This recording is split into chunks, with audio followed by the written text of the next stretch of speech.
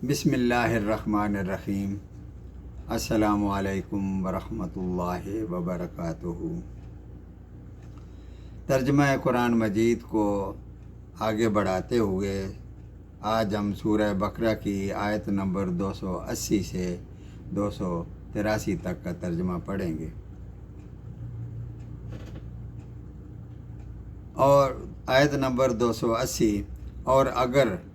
مقروض تمہارا تنگی میں ہو، تمہارا قرض اتارنا اس کے لیے مشکل ہو رہا ہو، اسے مہلت دے دو جب تک کہ اس کی تنگی ختم نہ ہو جائے، یا صدقہ ہی کر دو، یعنی اگر سمجھتے ہو کہ وہ قرض ادا نہیں کر پائے گا تو اسے بخش ہی دو،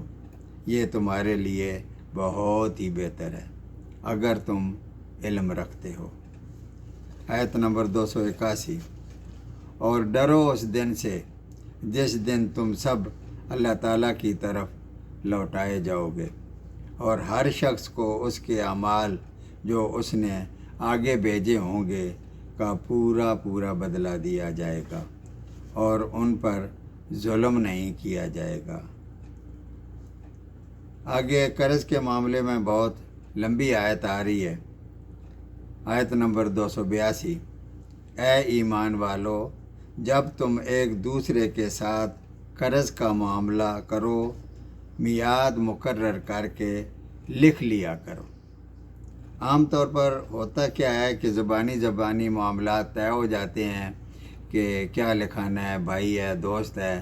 تو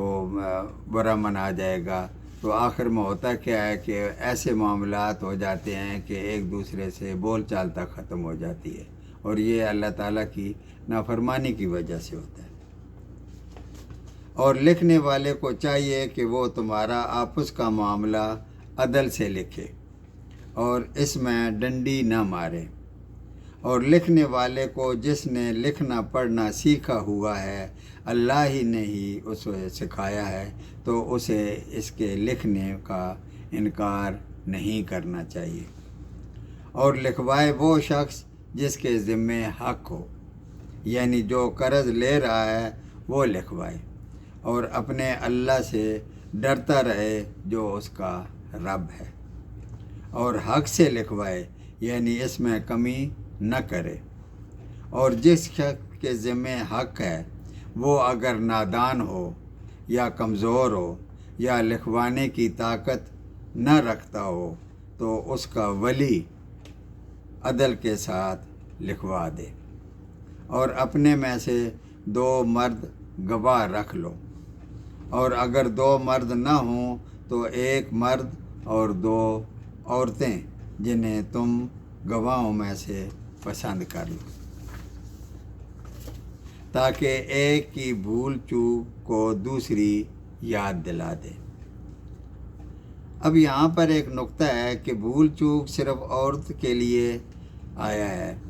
مرد بھی تو بھول سکتا ہے۔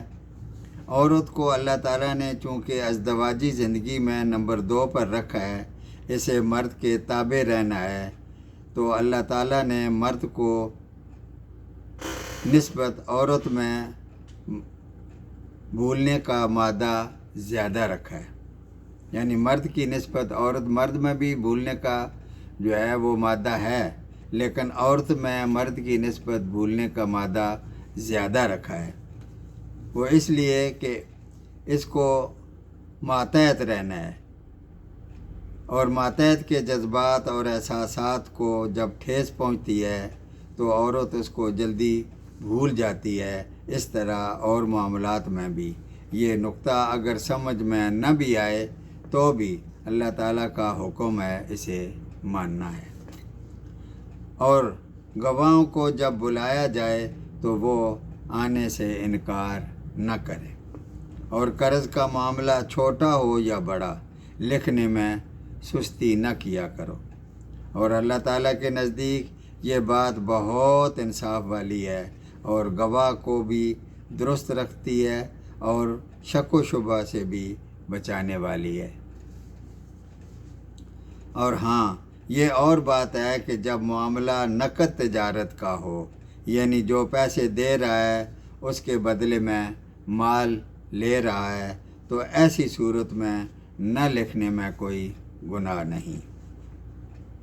اور اگر بیع سلب کا معاملہ ہو،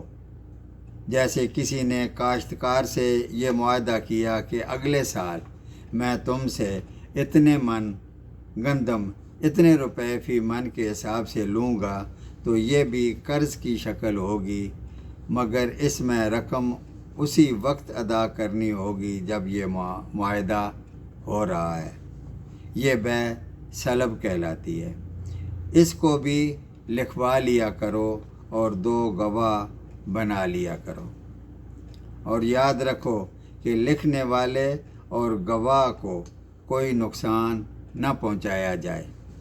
اور اگر تم ایسا کرو گے کہ لکھنے والے کو یا گواہوں کو نقصان پہنچاؤ گے تو یہ اللہ تعالیٰ کی کھلی نافرمانی ہوگی۔ اور اللہ تعالیٰ سے ڈرو، اللہ تعالیٰ تمہیں تعلیم دے رہا ہے، اور اللہ تعالیٰ ہر چیز کو خوب جاننے والا ہے۔ آیت نمبر 283۔ اگر تم سفر میں ہو اور لین دین کا معاملہ آ جائے اور لکھنے والا نہ ملے تو کوئی چیز رہن کے طور پر قبضہ میں لے لیا کرو، لیکن رہن سے کوئی فائدہ نہیں اٹھا سکتے۔ یعنی اگر کسی کو قرضہ دیا اور رہن میں اس کا مکان قبضے میں کر لیا، تو اگر مکان کرایہ پر ہے تو اس کا کرایہ مالک کو جائے گا۔ اور ہاں، اگر آپس میں ایک دوسرے سے مطمئن ہو تو جسے امانت دی گئی یعنی رقم دی گئی وہ اسے ادا کر دے، اور اللہ تعالیٰ سے ڈرتا رہے